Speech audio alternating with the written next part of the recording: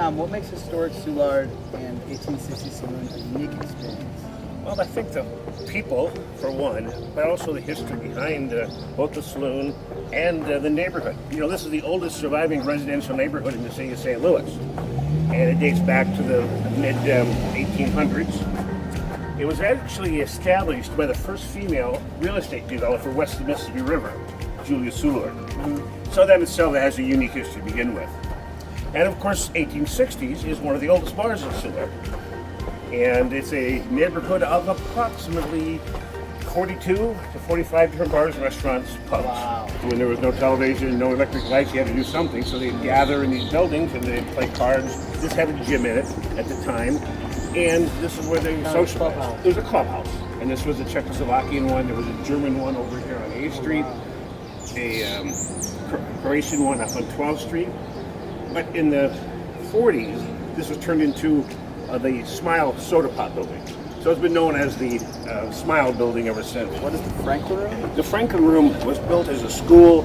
There's a gymnasium in there. There's a theater in there. It's part of the Catholic school over here, the Catholic Church. It's now used as a catering hall. We rent it out for weddings, rehearsal. Built in the mid-1880s, and it was almost destroyed. The steeple was taken down in the roof during the cyclone. They call it a cyclone, a tornado, in the late 1800s. And we still have church service every Sunday. Hey, Tom, where did most of the immigrants come from that came to Soulard? When it was settled, it was originally settled by the French. It's a very French settlement. The name Soulard is a French name, and it actually means drunkard if you interpret it from French to English. And the first settlers were the French.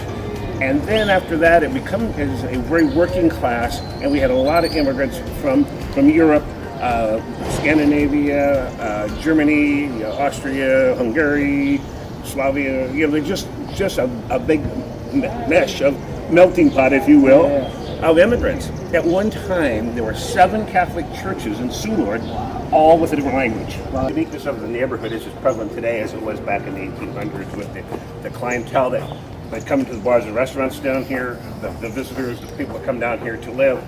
And it is such a unique personality that the neighborhood has because of the people that live here.